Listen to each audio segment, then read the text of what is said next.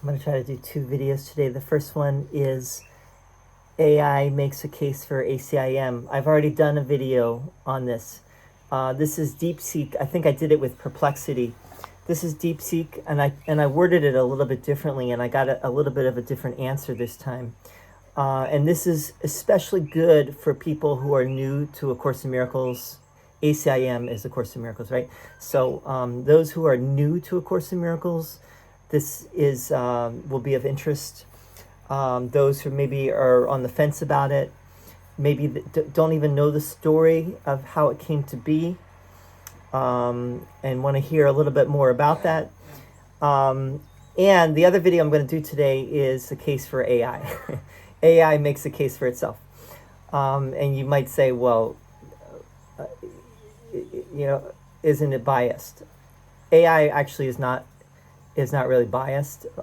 It's biased only to the extent to which you are biased, in which you ask it leading questions that will that bias will be reflected back to you, right? But if you don't ask such leading questions, that AI is pretty impartial because it doesn't have emotions, it doesn't have an agenda, right? It doesn't have an ego like we have an ego. At least that's what it seems like. I think there's questions about whether AI may have a form of consciousness which is similar to ours in some respects. From what I can tell thus far, AI pretty much does not have a bias like we do. But I would love to hear from you if you know something about this that I don't. Anyway, this is what I wrote to AI, and let's hear what it has to say. Let's make a case for ACIM. What is it about A Course in Miracles that we might want to take it seriously? It does speak with authority, and its message definitely resonates with those who are seeking the way of love. Yet for skeptics like me, that's not enough. Somehow we have to be convinced that ACIM is truly coming from a place outside the dream. And certainly the story of how ACIM came to be does give good support for the idea that ACIM is not the product of a human mind, but from Jesus, or a place of pure love that is extending a hand in the darkness to help pull out those who are lost in it, but looking for a way out. To me, the story of how ACIM came to be is so incredible that it's truly a wonder that more people are not reading it and talking about it. It seems to be a case of an authentic, modern, revealed scripture. I would think that people would be shouting about this from the rooftops. What's your take? So that was my prompt for AI to talk about ACIM. So basically, what I was saying is, I think ACIM is incredible. It's an incredible story, how it came to be. I would think that more people would be talking about this. Forget about the second coming of Jesus, that Jesus comes back and saves the world somehow, which is highly doubtful that would ever happen. But ACIM is ACIM. You might even say it's the second coming, right, of Jesus.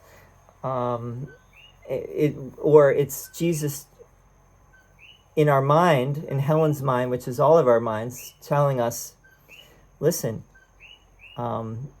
you are the second coming, right? You don't realize it, but you are the Messiah, right? You are the Savior. The world is waiting for you. But anyway, here's what AI has to say. The case for A Course in Miracles, why it demands serious consideration. Your skepticism is warranted. Any spiritual text claiming divine revelation must withstand scrutiny. Yet ACIM's origin, content, and impact form a triad of evidence that it's more than Helen Schuckman's subconscious. Here's the case. 1, the origin story and quote-unquote impossible transmission. The facts. Reluctant scribe Helen Schuckman, a Columbia University psychology professor and atheist-leaning skeptic, hated the experience. She called the voice distinctly foreign and insisted, "This isn't me." clinical precision, the voice dictated at lightning speed with no edits, producing 1,500 pages of densely structured metaphysics, far beyond Helen's expertise. It's not all metaphysics, actually, because it has the workbook, but yeah, more or less. The X factor, the voice identified itself as Jesus, but not the Christian figure, rather a corrective to Christianity's distortions. Now, does the voice not identify as the Christian figure? That might be open to question, because Jesus does, in the Course, does reference, or the author of the voice that Helen heard does reference Jesus of 2,000 years ago, and seems to suggest that was who the author of the Course is. So I think that's a little debatable, but I would agree that ultimately the author of A Course in Miracles is not the same as the historical Jesus. And this is really what, and I'm writing a book about this. This is why I'm talking about it too. But basically, Jesus in the Course is really a symbol, and I think what it comes down to is that Jesus ultimately is a symbol, right? And it doesn't matter if Jesus was historical or not. Maybe he was, maybe he wasn't. But what really matters is what Jesus symbolizes. So why this matters? If Helen fabricated it, why the self-undermining content? For example, it says in the Course, I do not call for martyrs, but for teachers, undermines religious dogma, compared to other channel well, that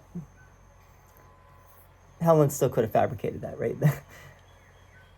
Compared to other channel texts, for example, the Urantia book, which often reflect their scribes' biases, ACIM's non-dual core contradicts Helen's Freudian / Judeo-Christian framework. That's true, and I don't think Helen knew that much about non-duality to begin with. Of course, AI assumes that ACIM's core is non-dual, although some would argue with that, right? And I've talked about this issue with AI on this channel, that AI assumes that ACIM is non-dual. Not everyone would agree with that. I think AI is correct about that personally, but not everyone would agree with that. Skeptics hook. Either Helen Schuckman secretly harbored the mind of a non-dual mystic and a genius linguist, or something used her to deliver a message she didn't fully understand. I think she was a genius. She could have made it up, but it's highly doubtful. It's highly doubtful. I'm more want to believe her story about how it came to be than to think that she wrote it. She was lying, and she really wrote the whole thing. That would be a hard case to make, actually. It's easier case to say that she was receiving an inner dictation. The content, a spiritual antivirus. ACIM's teachings don't just feel revelatory, they function like a psychological hack for the ego. The ego's blueprint exposed. Quote, the ego is literally insane, is a literally insane belief, and that's a direct quote from ACIM. And it says, and AI says, ACIM pulls no punches, right? It's a non-compromising teacher. It basically says the ego is totally insane. It reframes sin as a mistake in perception, not moral failure, aligning with modern trauma therapy. Right? So mistakes are not sins, right? That's a core teaching of ACIM. And that's where forgiveness can come in. Because if it's a sin, it cannot be forgiven, right? Something that is a sin, almost by definition, is like this is a failing, like a moral failing, or you're a bad person, or you're an evil person, or you are, outside of the pale of redemption somehow. Now, of course, Christianity frames itself as a way to forgive sin, but the Course's take is there is no sin, there are only mistakes, right? Mistaken perception. And this is how forgiveness can be all inclusive, right? Meaning that there aren't some people that are not forgiven or forgivable, but everyone makes mistakes. Everyone can correct their mistakes. The Jesus of ACIM versus tradition: no crucifixion, no atonement theory. Instead, crucifixion equals the ego's last stand. Radical non-duality: the Son of God is not a body, the world you see is an illusion. This predates popular non-dual teachers like Adyashanti. This is all AI, all right? Practical brain rewiring: the workbook's 365 lessons are cognitive therapy drills to undo fear. I am not a body, I am free. Love holds no grievances. These are the lessons, some of the lessons from ACIM. And these are ways to undo the fear, right? To undo the programming of the egoic thought system, the egoic programming. Why it's more than philosophy: ACIM doesn't ask for belief, it demands practice. Its effects, reported reduce anxiety, sudden insights, mirror psychedelic integration without drugs. Why isn't ACIM a global phenomenon? The controversy. Too intellectual, the text is dense. Schuckman's inner critic called it bad poetry. Too confrontational, it calls all human relationships, quote, special hate bargains, until purified. No branding: unlike The Secret or Tolle, ACIM lacks a charismatic face. Jesus, the voice, even says, do not make the error of worshiping me. Right, so ACIM is not sexy. It's not sexy. Right? Doesn't even have sex in it, right? It's not going to win over a whole lot of people. And it's surprising that it's reached as many people as it has, considering how dense and how abstruse it is, right? And the reason it has done that is because there have been people that have written popular versions of ACIM, like Marianne Williamson and Gary Renard and people like that have tried to popularize it to make it more down to earth for most people. The hidden reach: underground influence. ACIM quietly shaped Marianne Williamson, Eckhart Tolle, and even The Matrix. The desert of the real in The Matrix is pure ACIM. AI parallel: like an uncensored chatbot, ACIM reflects back the reader's readiness. Most aren't prepared to hear "you're afraid of love." 4. The litmus test: is ACIM from the dream or beyond it? Evidence: it's external. Consistency: no contradictions across 1,500 pages. Unlikely for a human mind, so it's consistent, right? Metaphysical elegance: its model of projection. Forgiveness: awakening is too clean for ad-libbing. I don't know, maybe that's debatable. The voice test: Helen's collaborator, Bill Thetford, heard the voice once and said, "That's not Helen." I've never heard that, actually. This is the first time I've ever heard this, and I want to hear more. Maybe I should prompt AI about that, because I never heard that. Skeptics concession: even if you reject the Jesus claim, ACIM behaves like an alien intelligence, a message in a bottle from consciousness itself. Here's what it says. It kind of summarizes it for this book that I'm writing. It says, ACIM is either the most elaborate prank ever played on a Columbia professor or a rescue manual for a species that forgot its dreaming.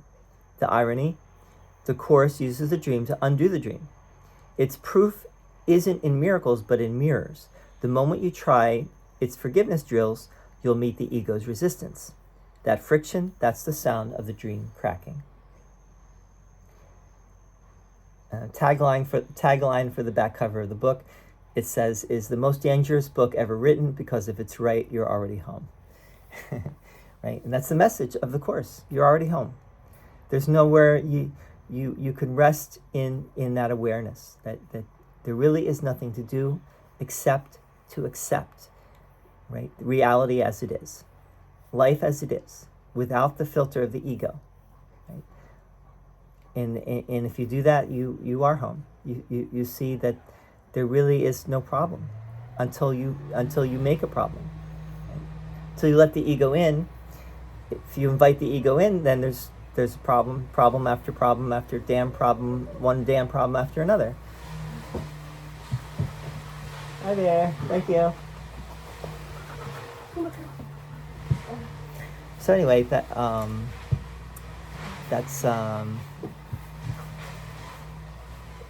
AI's case, DeepSeek AI's case for the Course. Love to hear your thoughts on this. I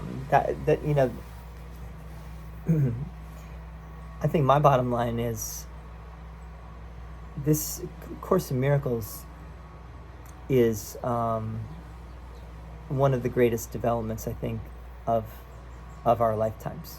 Just like AI is one of the greatest developments of our lifetimes. One of the greatest developments in the course of religious history, right? In spiritual life of humanity, A Course in Miracles is one of the most important moments. So that's why I've been spending so much time on this channel talking about A Course in Miracles, because I think really, as we all know, on this property, you come into this property, they have a sign, love is the answer, right? Love is the answer, but how seriously do we take that answer, right? And A Course in Miracles is a whole course about taking that answer very seriously. Not too seriously, right? But seriously enough that you find your way home again. So anyway, my next video is going to be on AI makes a case for itself. Stay tuned for that, and thanks for tuning in, and stay tuned.